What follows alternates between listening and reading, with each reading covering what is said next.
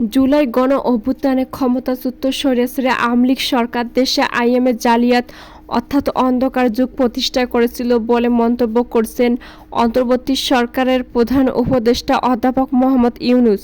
তিনি বলেন, আইএমএ জালিয়াত বলে একটা কথা আছে, বিগত সরকার আইএমএ জালিয়াত প্রতিষ্ঠা করে গেছে। গোপন বন্দিশালা এর একটি নমুনা।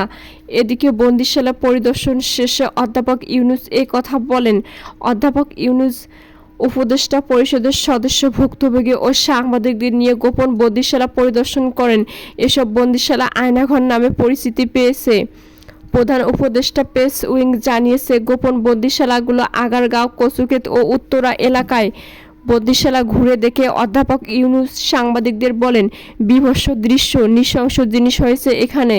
যতটাই শুনি মনে হয় অবিশ্বাস্য। এটা কি আমাদের জগৎ, আমাদের সমাজ? যারা নিগৃহীত হয়েছেন তাদের আমাদের সমাজে আছেন, তাদের মুখ থেকে শুনলাম কি হয়েছে, কোনো ব্যাখ্যা নেই। প্রধান উপদেষ্টা বলেন, ভুক্তভোগী ব্যক্তিদের বিনা কারণে বিনা দোষে উঠিয়ে আনা হতো, সন্ত্রাসী বা জঙ্গি বলে এখানে ঢুকিয়ে রাখা হতো। তিনি বলেন, এরকম টর্চার সেল সারা দেশে আছে। ধারণা ছিল এখানে কয়েকটা আছে, এখন শুনছি বিভিন্ন ভার্সনে দেশ জুড়ে আছে, সংখ্যাও নিরূপণ করা যায়নি। মানুষকে সামান্যতম মানবাধিকার থেকে বঞ্চিত করা হয়েছে উল্লেখ করে তিনি বলেন, একজন বলছিলেন খুপরির মধ্যে রাখা হয়েছে, এর থেকে তো মুরগির খাঁচাও বড় হয়। বছরের পর বছর এভাবে রাখা হয়েছে। সমাজকে এসব থেকে বের করে না আনা গেলে সমাজ টিকে থাকবে না বলে উল্লেখ করেন প্রধান উপদেষ্টা। তিনি নতুন সমাজ গড়া, অপরাধীদের বিচার ও প্রমাণ রক্ষার উপর জোর দেন। গুমের শিকার ব্যক্তিদের ক্ষতিপূরণ সংক্রান্ত এক প্রশ্নের জবাবে অধ্যাপক ইউনূস বলেন, ন্যায় বিচার যেন পায় সেটা এখন প্রাধান্য। আরেক প্রশ্নের জবাবে তিনি বলেন, আমরা নতুন বাংলাদেশ ও নতুন পরিবেশ গড়তে চাই। সরকার সেই লক্ষ্যে বিভিন্ন কমিশন করেছে। যে ঘটনাগুলো ঘটেছে তা পুনরাবৃত্তি যেন না হয়, সরকার সেই লক্ষ্যে কাজ করবে।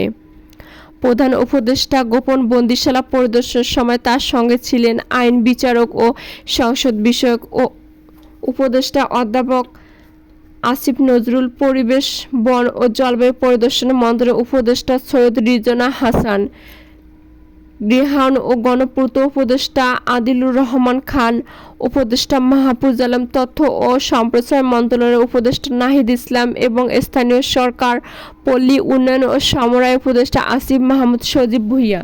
উপদেষ্টা পরিষদের বৈঠকে প্রধান উপদেষ্টা দেশি বিদেশি গণমাধ্যম কর্মীদের নিয়ে আয়নাঘর পরিদর্শনে যাওয়ার সিদ্ধান্ত হয় 6 ফেব্রুয়ারি। এক সপ্তাহের মাথায় তারা ঘুরে দেখলেন গোপন বন্দিশালা, আর প্রকাশ্যে এলো সেসব ছবি। এদিকে ঢাকার কচুক্ষেতে ডিজিএফআই এবং উত্তরা আগারগাঁওয়ে র্যাবের আয়নাঘর পরিদর্শন করে অন্তর্বর্তী সরকারের প্রধান উপদেষ্টা মোহাম্মদ ইউনূস। তার সঙ্গে স্থানীয় ও বিদেশি গণমাধ্যমের প্রতিনিধিদের সঙ্গে উপস্থিত ছিলেন ভারতীয় সাংবাদিক অর্কদেব। তিনি এসব ইনক্রিভেট.মির সম্পাদক। এর আগে আনন্দবাজার ও নিউজ18 সংবাদ মাধ্যমে কাজ করেছেন তিনি। আয়নাঘর পরিদর্শন শেষে অর্কদেব একটি ইলেকট্রিক চেয়ারের ছবি ফেসবুকে পোস্ট করেন। তিনি লিখেছেন, এই চেয়ারটা দেখে রাখা জরুরি। ফ্যাসিবাদের জননী শেখ হাসিনার আয়নাঘরের একটি কক্ষে রাখা এই চেয়ার। হাই ভ্যালু বন্দীদের ইলেকট্রিক শক দিতে ব্যবহার হতো এই চেয়ার।